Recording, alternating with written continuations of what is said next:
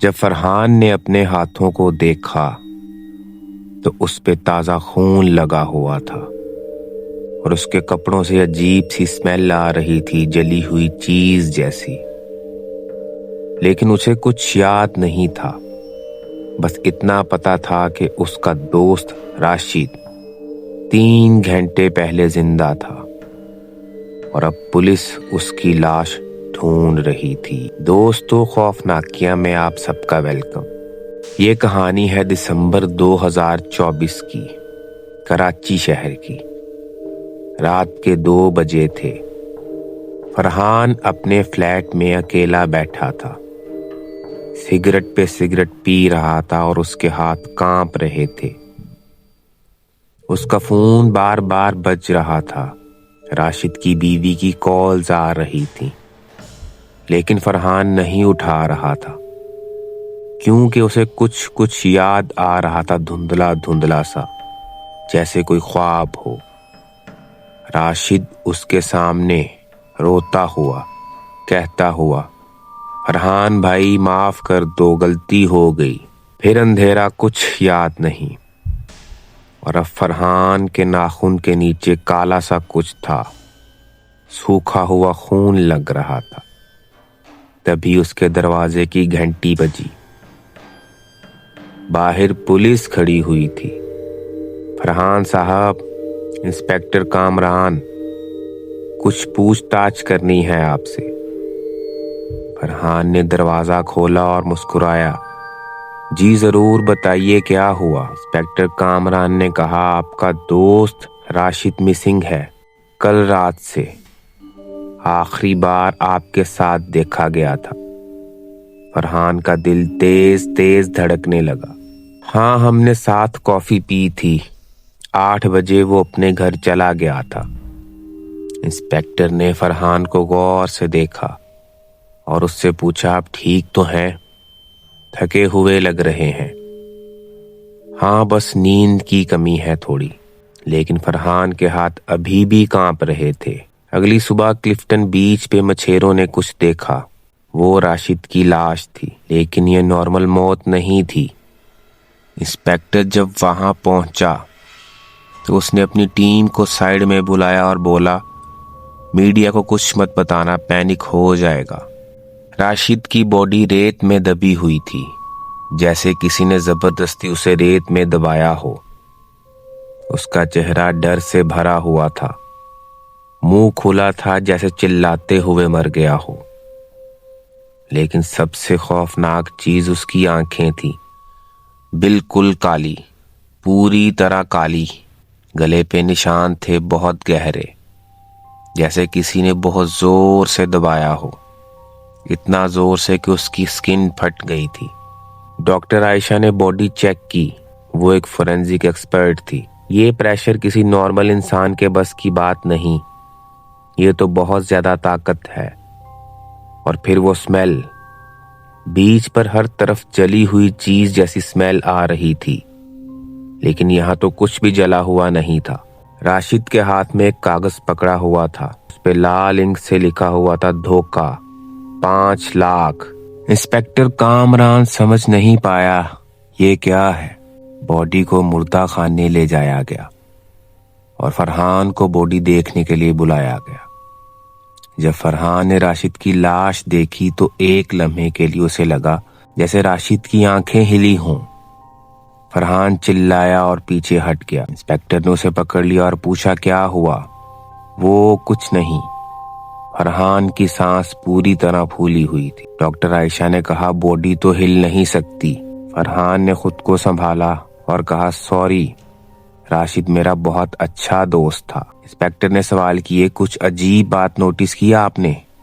کیا راشد پریشان تھا؟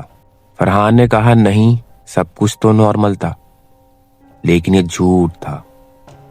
2 دن پہلے راشد نے ڈرنکس کے بعد ایک بات کہی تھی، یار فرحان، میں 2 سال پہلے تجھ سے جو 5 لاکھ لیے تھے وہ میں نے بزنس میں نہیں لگائے، میں نے اپنی گرل فرینڈ کے ساتھ ہنی مون پہ اڑا دیے تھے۔ تو نے کہا تھا تجھے ایمرجنسی ہے، ضرورت ہے، لیکن میں نے، سوری یار، تجھ سے جھوٹ بولا۔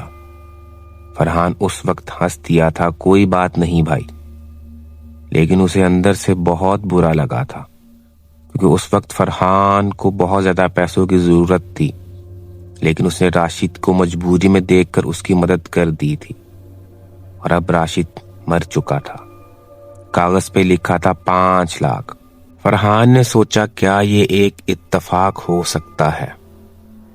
فرحان کو ایک اور یاد آئی، رات کا اندھیرا، راشد اس کے سامنے رونے لگا۔ پھر کچھ نہیں، بلینک۔ 4 دن بعد دوسرا مرڈر ہوا۔ ظہیر 42 سال کا آدمی الیکٹرانکس شاپ چلاتا تھا، فرحان کا پرانا دوست تھا۔ لاش اس کی اپنی دکان میں ملی۔ جب کانسٹیبل نے دیکھا تو وہ باہر نکلا اور اس نے الٹی کر دی۔ ظہیر اپنی دکان کے پنکھے سے لٹکا ہوا تھا، میں الیکٹرک وائر تھی بہت ٹائٹ، لیکن سوسائڈ نہیں تھی کیونکہ ظہیر کے ہاتھ اس کی کمر کے ساتھ بندھے ہوئے تھے، لیکن رسی نہیں، صرف گہرے نشان، جیسے کسی نے لوہے کی گرپ سے پکڑا ہو۔ آنکھیں پھر وہی بالکل کالی، راشد کی طرح۔ اس بار ایک اور چیز تھی، ظہیر کے منہ میں کالی راکھ بھری ہوئی تھی، اس کے پھیپھڑوں تک۔ ڈاکٹر عائشہ نے کہا اسے چوکنگ سے نہیں مارا گیا، کسی نے زبردستی اس کے ناک منہ کو بند کیا اور اس کو راکھ کھلائی ہے۔ کرائم سین پہ وہی سمیل آ رہی تھی کسی جلی ہوئی چیز کی۔ ظہیر کے ہاتھ پہ مارکر سے لال سیاہی سے لکھا ہوا تھا دھوکہ سارا۔ سارا ظہیر کی بیوی کا نام تھا۔ انسپیکٹر نے سارا کو بلایا، اس سے پوچھ تاچھ کی۔ سارا رونے لگی اور بولی 6 مہینے پہلے میرے شوہر کا کسی کے ساتھ افیئر چل رہا تھا، اس نے مجھے ڈائیورس کے لیے پریشرائز بھی کیا تھا، اور فرحان کا نام یوز کیا اور کہا تھا فرحان میرا فرینڈ ہے، وہ تمہیں سب کچھ سمجھا دے گا۔ انسپیکٹر نے فرحان کو بلایا اور اس سے پوچھا کیا آپ کو اس بات کا پتہ ہے؟ فرحان بالکل شاکڈ، نہیں بالکل نہیں۔ لیکن پھر اسے یاد آیا 2 مہینے پہلے ظہیر نے کہا تھا تو سارا سے بات کر، اسے سمجھا، میں اس کے ساتھ خوش نہیں ہوں۔ فرحان نے اسے یہ بول کر منع کر دیا تھا کہ یہ تم لوگوں کا پرسنل میٹر ہے، اور اس پر ظہیر غصہ ہو گیا تھا، تو میرا دوست ہے کہ نہیں، جب تجھے ضرورت تھی تب میں نے ہیلپ کی تھی۔ اور ظہیر نے سارا کو فرحان کے بارے میں بھی جھوٹ بتا دیا۔ فرحان بھی یہی کہتا ہے کہ تم ایک اچھی عورت نہیں ہو، تم کریکٹر لیس ہو۔ سارا نے فرحان سے کانٹیکٹ کرنے کی کوشش کی، لیکن فرحان نے اس کی کالز اور میسیج کو اگنور کر دیا۔ اس رات فرحان گھر میں اکیلا تھا، ایک کے بعد ایک سگریٹ جلا رہا تھا۔ اس نے اپنے فون کا لوکیشن ہسٹری دیکھا۔ ظہیر کی دکان والے دن 11 بجے سے رات 2 بجے تک بالکل بلینک تھا، جی پی ایس آف تھا، لیکن گیلری میں ایک فوٹو تھی ایکسیڈنٹل کلک کی ہوئی، اندھیرا اور ایک دکان کا شٹر۔ نہیں، یہ تو ظہیر کی دکان ہے، میں تو وہاں نہیں گیا تھا۔ اس نے اپنے اس دن کے کپڑے چیک کیے، جیکٹ کے کالر پر کالے رنگ کا پاؤڈر لگا ہوا تھا، راکھ جیسا۔ فرحان باتھ روم میں بھاگا، شیشے کے سامنے کھڑا ہوا اور اپنے ہاتھ دیکھے۔ اس کے ناخنوں کے نیچے کچھ کالا سا لگا ہوا تھا۔ اس نے زور سے ہاتھ دھوئے، خون نکلنے لگا، لیکن وہ کالے نشان نہیں گئے۔ اچانک باتھ روم کی لائٹ جھٹکے سے بجھ گئی اور پھر جل گئی۔ شیشے میں فرحان نے اپنی صورت دیکھی، لیکن وہ مسکرا رہی تھی، جبکہ فرحان مسکرا نہیں رہا تھا، اور آنکھیں اس کی دھیرے دھیرے کالی ہونے لگ گئیں۔ فرحان نے چلا کے شیشے پہ مکہ مارا، کانچ ٹوٹ گیا۔ جب دوبارہ دیکھا تو سب کچھ نارمل تھا۔ 6 دن کے بعد تیسرا مرڈر ہو گیا۔ سلمان 35 سال کا انسان تھا، کارپوریٹ جاب کرتا تھا۔ سلمان فرحان کا اسکول فرینڈ تھا۔ لاش کراچی پورٹ کے پاس ایک پرانے ویئر ہاؤس میں ملی۔ इंस्पेक्टर ने देखा और उसको चक्कर आ गए। सलमान को उल्टा लटका दिया गया था। उसकी जुबान बिल्कुल जड़ से काट दी गई थी और वो जुबान उसके हाथ में पकड़ाई गई थी। फर्श पर हर तरफ खून बिखरा हुआ था और उसके चेहरे पर वही डर था और उसकी भी आंखें वैसे ही काली थीं। उसके पांवों पे गहरे निशान थे और दीवार पे खून से लिखा हुआ था, तुमने मेरी जुबान बांधी थी। इन्वेस्टिगेशन से पता चला 3 साल पहले फरहान और सलमान दोनों ने एक ही जॉब के लिए अप्लाई किया था। फरहान सिलेक्ट होने वाला था, लेकिन सलमान ने एचआर को फरहान के खिलाफ झूठी कंप्लेंट्स दी थी। इसको गुस्सा बहुत आता है, ये प्रोफेशनल नहीं है। इसी वजह से फरहान रिजेक्ट हो गया था और वो जॉब सलमान को मिल गई थी। फरहान को 2 साल बाद इस बात का पता चला। तब उसने सलमान से बात करनी चाहिए, लेकिन सलमान ने उसकी कॉल्स भी इग्नोर कर दी और मैसेजेस का भी जवाब नहीं दिया। फरहान की आवाज़ बंद होकर रह गई और अब सलमान की असली ज़ुबान ही काट दी गई थी। फिर 3 दिन में चौथा मर्डर हो गया। मीरा 32 साल की स्कूल टीचर और वो फरहान की कोलीग थी। घर में ही बेडरूम में मीरा की लाश बेड पे पड़ी हुई थी। उसके हाथ नीचे दबे हुए थे और बेडशीट उसके चेहरे पर टाइट कर दी गई थी। उसको गला घोंट कर मारा गया था। किसी ने उसका तकिए से मुंह बंद किया था लंबे वक्त तक और फिर उसका गला घोंट दिया था। मीरा के नाखून टूटे हुए थे। उसने लड़ने की कोशिश की थी और उसकी भी आंखें पहले मर्डर्स की तरह बिल्कुल काली हो गई थीं। उसके कंधे और सीने पर गहरे निशान थे। उसके फ़ोन पे एक वॉइस नोट खुला हुआ था 2 घंटे पहले का। इंस्पेक्टर ने वॉइस नोट प्ले किया। मीरा की डरी हुई आवाज़ आई, मैं नहीं जानती तुम कौन हो, प्लीज़ मुझे जाने दो। मैं फरहान के बारे में र्यूमर्स फैलाए थे, लेकिन मैंने उससे माफ़ी मांग ली थी। Please please. कुछ आवाज़ें, सांस, फिर एक अजीब आवाज़, गहरी, 3 आवाज़ों जैसी, माफ़ी अब नहीं चलेगी। और फिर ये वॉइस ख़त्म हो गई। वॉइस एनालिसिस हुआ। वो आवाज़ 3 अलग आवाज़ों की मिक्स लग रही थी, एक साथ, इंसानी नहीं थी। इन्वेस्टिगेशन से पता चला 1 साल पहले मीरा ने स्कूल में फरहान के बारे में झूठी अफवाहें फैला दी थी। ये फीमेल स्टाफ के साथ गलत बर्ताव करता है, ये एक कैरेक्टरलेस इंसान है। ये बात पूरी तरह झूठ थी, लेकिन फरहान को वार्निंग मिल गई। ऑलमोस्ट उसे निकाल दिया जाने वाला था। ये सब मीरा ने जेलसी में किया था। फरहान को teacher of the year award मिलने वाला था, जो कि मीरा को नहीं मिल रहा था। फरहान ने उसके बाद मीरा से कभी बात नहीं की और अब मीरा चौथी कुर्बानी बन गई। पूरे शहर में डर फैल गया। सीरियल किलिंग हो रही थी, 4 लोग मर चुके थे सेम पैटर्न से और सब फरहान से किसी न किसी तरह रिलेटेड थे। इंस्पेक्टर ने फरहान को स्टेशन में बुलाया। फरहान साहब, 4 लोग सब आपके दोस्त, ये इत्तेफाक तो नहीं हो सकता। फरहान डर गया। इंस्पेक्टर, मैं कुछ नहीं जानता। हाँ, सब मेरे कनेक्शंस थे, लेकिन मैंने कुछ नहीं किया। इंस्पेक्टर ने उससे उसके गवाह के बारे में पूछा।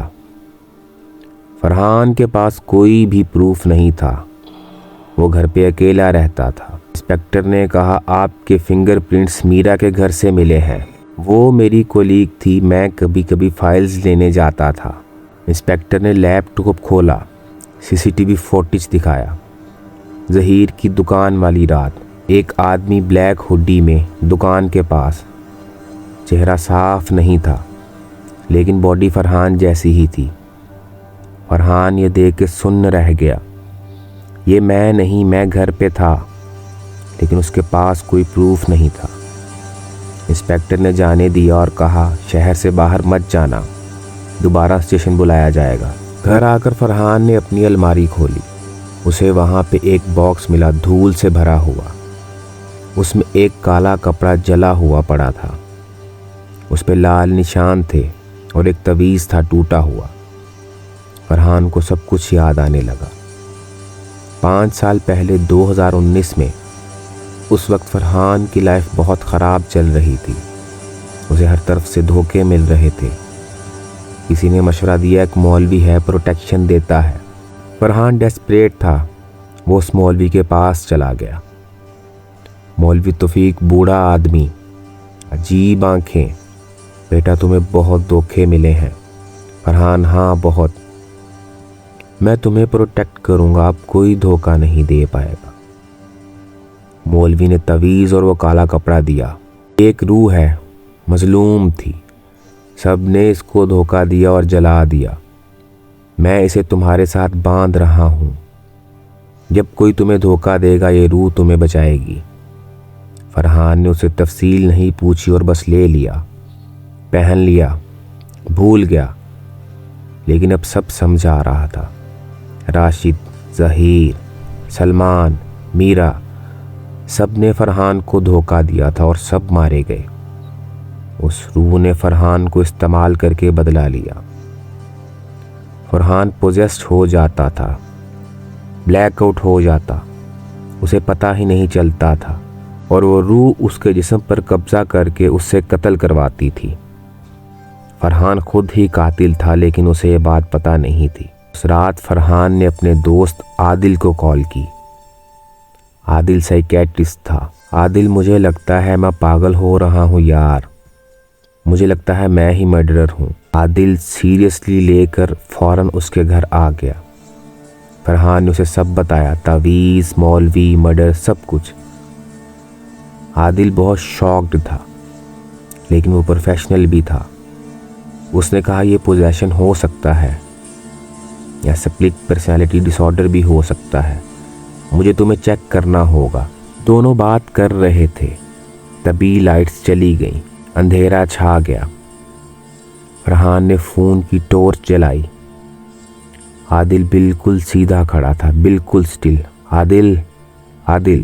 پھر دھیرے سے عادل نے منہ گھمایا اور مسکرایا، عجیب سا، بڑی سی اسمائل۔ فرحان، ایک بات بتاؤ۔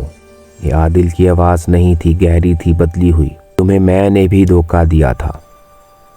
فرحان کنفیوزڈ، کیا مطلب؟ 2016 میں نے تم سے پریکٹس کے بہانے فنڈز لیے تھے اور تمہیں ان پیسوں کی ضرورت تھی۔ عادل نے 3 لاکھ مانگے تھے اور فرحان نے اس کو دے دیے تھے، اور پھر عادل نے اس کے پیسے اس کو واپس نہیں کیے تھے۔ عادل اس سے معافی مانگ رہا تھا، مجھ سے غلطی ہوگی، پلیز مجھے معاف کر دو، پلیز مجھے معاف کر دو۔ فرحان پیچھے ہٹا، نہیں عادل نہیں۔ اس نے عادل کو کہا کہ عادل بھاگ جاؤ فوراً، لیکن تب تک دیر ہو چکی تھی۔ فرحان کے ہاتھ اپنے آپ عادل کے گلے کی طرف بڑھنے لگے۔ فرحان اپنے آپ سے لڑ رہا تھا اندر سے، لیکن وہ آواز، وہ روح، اس نے تجھے دھوکہ دیا، سزا ضروری ہے۔ فرحان کے ہاتھ عادل کے گلے تک پہنچ گئے اور اس نے اس کا گلا دبا دیا۔ پھر جیسے ہی فرحان کو ہوش آیا تو عادل مرا ہوا نیچے پڑا تھا۔ فرحان گر گیا، زور سے چلایا، نہیں عادل نہیں، لیکن کچھ نہیں ہوا۔ عادل کا چہرہ بھی بالکل ویسا ہو گیا، آنکھیں کالی ہو گئیں اور گہرے نشان پڑ گئے۔ اس کے پاس سے بھی وہی اسمیل آنے لگی جو پہلے 5 مرڈرز پر آتی تھی۔ اس بار فرحان نے سب کچھ خود محسوس کیا تھا۔ پولیس آ گئی، پڑوسی نے آواز سنی تھی۔ فرحان خون سے بھرے ہاتھوں کے ساتھ عادل کی باڈی کے پاس بیٹھا ہوا تھا۔ پولیس نے اس کو اریسٹ کر لیا۔ پولیس اسٹیشن میں فرحان نے سب کچھ بتایا، تعویذ، روح، سب کچھ۔ انسپیکٹر نے اس کو مذاق سمجھا اور بولا یہ بکواس ہے، لیکن ڈاکٹر عائشہ نے فرحان کو ہپنوسس میں لیا اور فرحان کے اندر سے وہ آواز نکلی، گہری، بدلی ہوئی، 3 آوازوں جیسی۔ میں رفیق تھا، 1990 میں سب نے مجھے جلا دیا، دھوکہ دیا، اب میں ہر دھوکے باز کو سزا دیتا ہوں۔ ڈاکٹر عائشہ شاکڈ رہ گئی، یہ سچ تھا۔ تعویذ کو لیب میں چیک کیا گیا، اس پہ بلیک میجک کیا گیا تھا۔ رفیق کی روح کو فرحان کے ساتھ جوڑا گیا تھا۔ مولوی توفیق کا پتہ لگایا گیا، لیکن وہ 3 سال پہلے مر چکا تھا۔ اس کی ڈائری ملی، اس میں لکھا تھا رفیق ایک مظلوم روح ہے، 1990 میں اس کے دوستوں نے اسے جلا دیا تھا کیونکہ اس نے ان کے راز اگلنے کی کوشش کی تھی۔ میں رفیق کی روح کو پروٹیکشن کے لیے یوز کرتا ہوں، لیکن یہ روح صرف انہیں مارتی ہے جو دھوکے دیتے ہیں۔ اصلی دھوکہ اگر کوئی تعویذ پہنتا ہے اور اسے دھوکہ ملتا ہے، رفیق جاگ جاتا ہے اور اس انسان کی باڈی سے بدلہ لیتا ہے۔ کورٹ کیس شروع ہوا، ایویڈنس کلیئر تھا، فرحان کے فنگر پرنٹ، CCTV سب اس کے خلاف تھا۔ فرحان کو لائف سینٹنس دے دی گئی۔ ڈاکٹر عائشہ فرحان سے ملنے آخری بار جیل گئی۔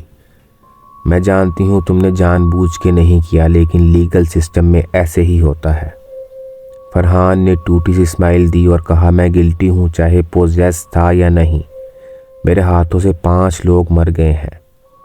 میری غلطی تھی کہ میں نے وہ تعویذ پہنا۔